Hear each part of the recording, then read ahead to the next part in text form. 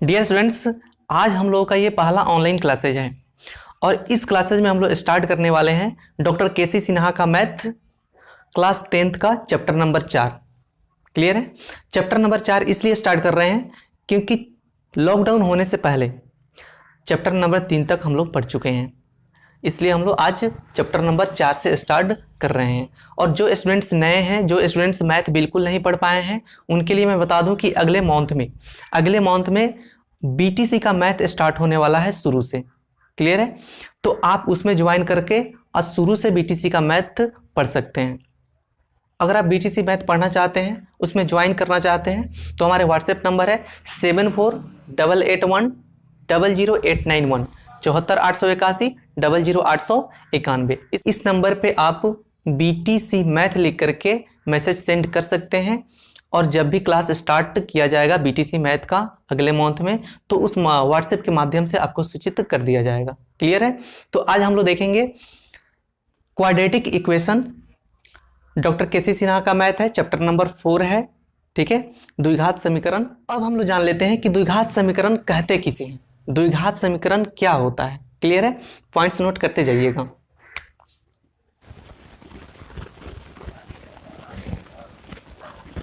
कोई समीकरण द्विघात समीकरण तब होगा जब समीकरण का सभी घात धनात्मक पूर्णांक और अधिकतम घात 2 हो। क्लियर है? कोई भी समीकरण का सभी घात क्या होना चाहिए? धनात्मक होना चाहिए, धनात्मक पूर्णांक होना चाहिए और अधिकतम उसमें जो घात होना चाहिए 2 होना चाहिए। तब वो क्या कहलाएगा? द्विघात समीकरण कहलाएगा। ठीक है, अर्थात इसको हम ऐसे भी कह सकते हैं, द्विघात समीकरण ax² plus bx plus c बराबर 0 के रूप का होता है, जहां a b c वास्तविक संख्या हो। वास्तविक संख्या मतलब कोई भी संख्या हो सकता है। वास्तविक संख्या मतलब संख्या रेखा पे जितना भी संख्या आता है, चाहे वो दशमलव में हो या रूट में हो या पूर्णांक हो, सभी के सभी क्या कहलाता है? रियल नंबर कहलाता है, यानी वास्तविक संख्या कहलाता है। क्लियर है? और a does not equal to 0, यानी a जो कह रहा है a 0 के बराबर नहीं होना चाहिए। क्लियर है? a 0 के बराबर नहीं होना चाहिए। जब a 0 हो जाएगा तो किसी भी संख्या में, किसी भी चीज में अगर हम 0 से गुना करते हैं तो वो सारे के सारे 0 हो जाता है। क्लियर है? अगर हम किसी भी संख्या में, किसी भी चीज में 0 से गुना करते हैं तो क्या हो जाता है? 0 होता है। उसी तरह से अगर हम a का मान अगर हम 0 रख देते हैं, a का मान 0 रख देते हैं तो क्या होगा? a x² में गुना है, और जब a का मान 0 हो जाएगा तो x² में 0 से गुना होगा तो ये सब क्या हो जाएगा? 0 हो जाएगा। और जब ये सब 0 हो जाएगा तो फिर तो स्क्वायर खत्म हो जाएगा, और जब स्क्वायर खत्म हो जाएगा तो बच जाएगा क्या? bx plus c। तो ये द्विघात समीकरण नहीं होगा। क्लियर है? इसलिए यहाँ पे कह रहा है कि a does not equal to 0 होना चाहिए। क्लियर है? a does not equal to 0। चलिए इसको हम एग्जाम्पल के थ्रू कुछ समझ लेते हैं। एग्जाम्पल के लिए लेते हैं हम,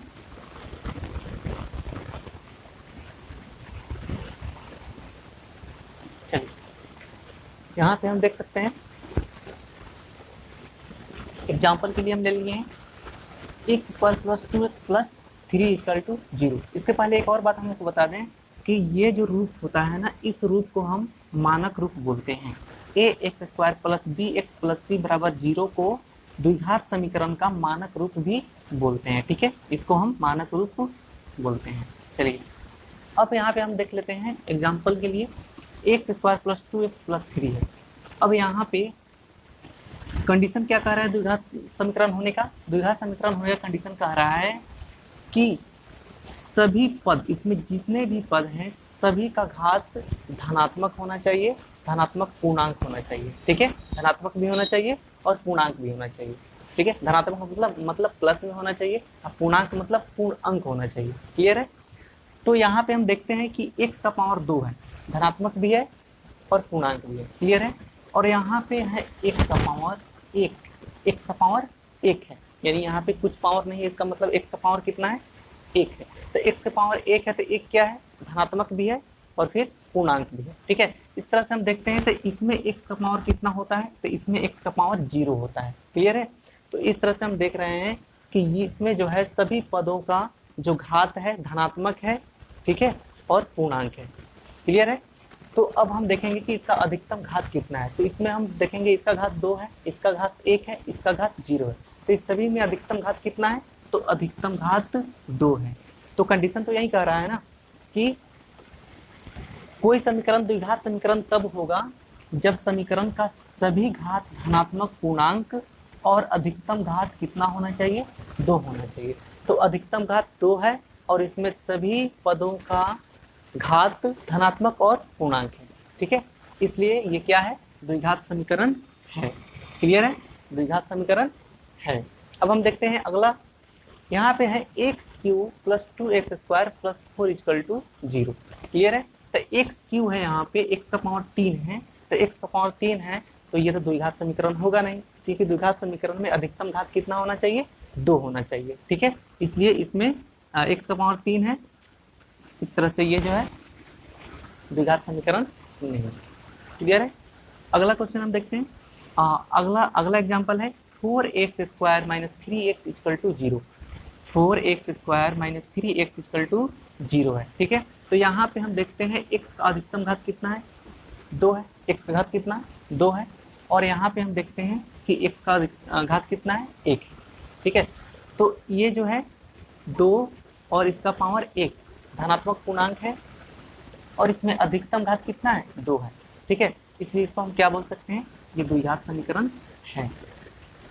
ठीक है, चलिए अगला हम देखते हैं। अगला यहाँ पे है 2x square plus 5 root x plus 3 equal to 0। क्या ये द्विघात समीकरण है?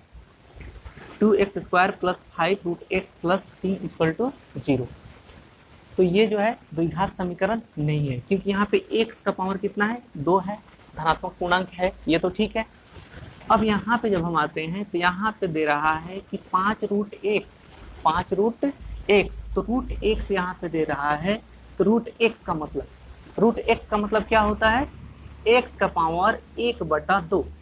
रूट एक्स का मतलब होता है एक्स का पावर 1/2। क्लियर है? तो यहाँ पे इसका पावर 1/2 हो जा रहा है, 1/2 हो जा रहा है, अर्थात ये क्या है? ये पूर्णांक संख्या नहीं है। और जब पूर्णांक संख्या नहीं है तो ये द्विघात समीकरण नहीं है, क्योंकि घात क्या होना चाहिए? घात पूर्णांक संख्या होना चाहिए, धनात्मक होना चाहिए। क्लियर है? चलिए अब हम अगला देखते हैं। अगला एग्जांपल है 3x square minus root 6x equal to 0। Clear है? अब यहाँ पे ध्यान दीजिए कि यहाँ पे x का पावर कितना है? 2 है। x का पावर कितना है? 2 है, ये तो ठीक है, धनात्मक पूर्णांक है। ठीक है, अब यहाँ पे हम चलते हैं तो यहाँ पे रूट 6 है, यहाँ पे रूट 6 है। रूट जो है सिर्फ 6 पे है। ठीक है, x पे नहीं, रूट जो है सिर्फ 6 पे है, x पे नहीं है। क्लियर है? यहाँ पे x का पावर कितना है? 1 है, रूट जो है x पे नहीं है। ठीक है, तो यहाँ पे इसका पावर, x का पावर क्या हो जाएगा? 1 हो जाएगा। और जब 1 हो जाएगा तो 1 क्या है? धनात्मक पूर्णांक है, अर्थात ये क्या हो जाएगा? द्विघात समीकरण होगा। द्विघात समीकरण होगा। अगर यही रूट इस x पे आ जाता या दोनों पे चढ़ जाता, 6 पे भी x पे भी, तो ये द्विघात समीकरण नहीं होता, क्योंकि x का पावर अगर रूट चढ़ जाता तो x का पावर कितना हो जाता? 1/2। क्लियर है? चलिए अगला एग्जांपल देखते हैं। अगला एग्जांपल है 5x स्क्वायर प्लस 3x के power -1 plus 7 equal to 0। Clear है? तो यहाँ पे देखो, यहाँ पे तो ठीक है x स्क्वायर, x का पावर 2 है, यहाँ पे तो ये ठीक है, धनात्मक पूर्णांक है। लेकिन यहाँ पे क्या है? 3x का पावर -1, 3x का पावर -1 है, तो -1 धनात्मक तो है नहीं, ऋणात्मक है। ठीक है, तो यहाँ पे x का पावर धनात्मक नहीं है। ठीक है, इसलिए ये द्विघात समीकरण नहीं होगा, द्विघात समीकरण नहीं होगा। ठीक है, चलिए अगला देखते हैं। अगला एग्जांपल यहाँ पे है 2x square plus 3 equal to 0। 2x square plus 3 equal to क्या है? 0 है। तो यहाँ पे इसका पावर कितना है? धनात्मक पूर्णांक है, और इसका पावर कितना है? 0 है, ये भी धनात्मक है, पूर्णांक है 0। ठीक है, तो 2x square plus 3 equal to 0, ये क्या हो जाएगा? द्विघात समीकरण होगा। ठीक है, और हम एक्सरसाइज 4.1 का क्वेश्चन देखते हैं।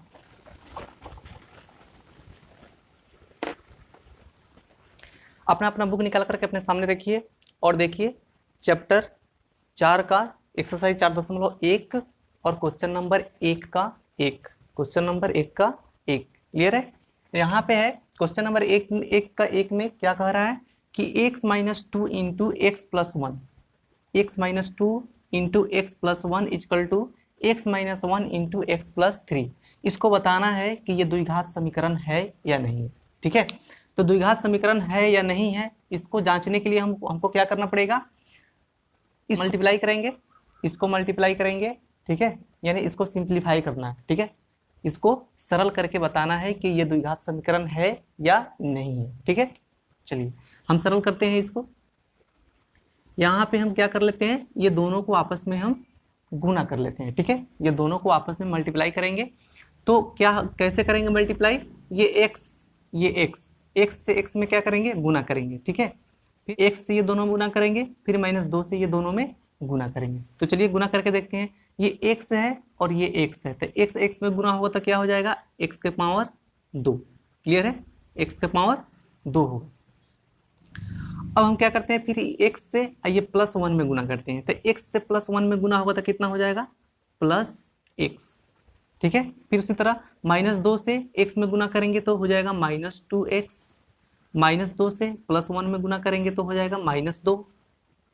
ठीक है, इक्वल टू, यहाँ पे हम देखते हैं, फिर उसी तरह यहाँ पे गुना करेंगे, x से ये दोनों में गुना कर लेंगे, फिर ये -1 से ये दोनों में गुना कर लेंगे। ठीक है, तो x से गुना करते हैं x में, तो कितना हो जाएगा, x के पावर 2। ठीक है, फिर x से अब +3 में गुना होगा तो क्या हो जाएगा, +3x। ठीक है, अब हम यहाँ फिर -1 से गुना करते हैं x और 3 में। ठीक है, तो -1 से गुना करेंगे x में तो क्या हो जाएगा, -x होगा। फिर -x से 3 में गुना करेंगे तो क्या हो जाएगा, -3 हो जाएगा। ठीक है, अब हम क्या कर लेते हैं, अब हम इसमें क्या करते हैं कि पक्ष को बदलते हैं। ठीक है, इधर वाला जितना भी है पद, इसको हम इधर लाएंगे, इधर वाले जितना भी पद है इसको हम इधर लाएंगे। ठीक है, तो यहाँ पे हो जाएगा x² + x -2x -2। अब हम क्या करते हैं, इस सबको उठा करके इधर लाते हैं। जब हम इसको उठा के लाएंगे, सबको उठा के इधर लाएंगे तो क्या हो जाएगा, उसका चिन्ह बदल जाएगा। ठीक है, x² को इधर लाते हैं तो क्या हो जाएगा, -x²। क्लियर है, फिर इसको हम 3x को इधर लाएंगे तो क्या हो जाएगा, -3x, -x को इधर लाएंगे तो क्या हो जाएगा, +x, -3 को इधर लाएंगे तो क्या हो जाएगा, +3। इक्वल टू इधर क्या बच जाएगा, 0। ठीक है, अब हम देखते हैं यहाँ पे x² है ना, x² क्या है, इसमें प्लस में है, और यहाँ पे x² क्या है, माइनस में है। तो x² से -x² क्या हो जाएगा, कट जाएगा। क्लियर है, अब यहाँ पे x, यहाँ पे क्या है, x प्लस में, यहाँ पे क्या है, x प्लस में, तो ये क्या हो जाएगा, आपस में जुट जाएगा। सॉरी, ये आपस में क्या हो जाएगा, जुट जाएगा। तो ये x है प्लस में, ये x है प्लस में, तो ये आपस में जुट के कितना हो जाएगा, 2x हो जाएगा, 2x हो जाएगा।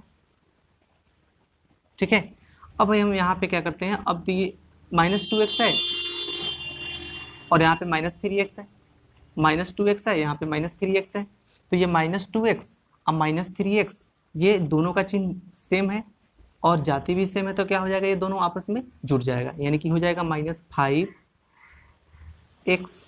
-5x। अब ये अचर पद को देख लेते हैं, 2 है और यहाँ पे क्या है, 3 है, ये भी प्लस, ये प्लस में है, ये माइनस में है। ठीक है, तो 3 में से 2 घट जाएगा तो कितना बचेगा, +1। अब बराबर में क्या बच जाएगा, 0।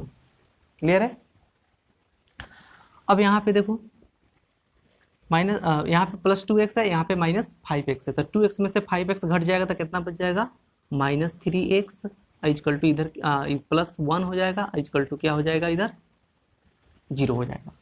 अब ये जो है द्विघात समीकरण है, ये द्विघात समीकरण है, ये द्विघात समीकरण नहीं है। ठीक है, क्योंकि इसका अधिकतम घात 1 है, इसका अधिकतम घात कितना है, 1 है। अधिकतम घात अगर 2 होता तो ये क्या होता, द्विघात समीकरण होता। तो यहाँ पे हम लिख सकते हैं, इसलिए यह द्विघात समीकरण नहीं है, द्विघात समीकरण नहीं है।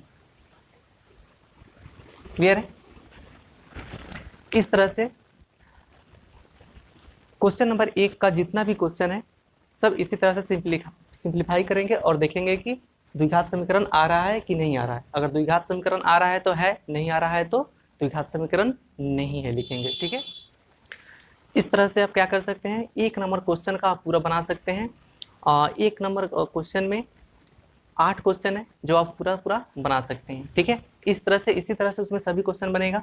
1 नंबर क्वेश्चन का जितना भी क्वेश्चन है सभी के सभी इसी तरह से सिंप्लीफाई होगा और उसके बाद में हम देख लेंगे कि द्विघात समीकरण आ रहा है कि नहीं। अगर द्विघात समीकरण आ गया तो द्विघात समीकरण है, अगर नहीं आया तो द्विघात समीकरण नहीं है। ठीक है, और उसी प्रकार से 2 नंबर क्वेश्चन भी है। 2 नंबर क्वेश्चन में भी यही बताना है कि द्विघात समीकरण है या नहीं है। ठीक है, क्लियर है।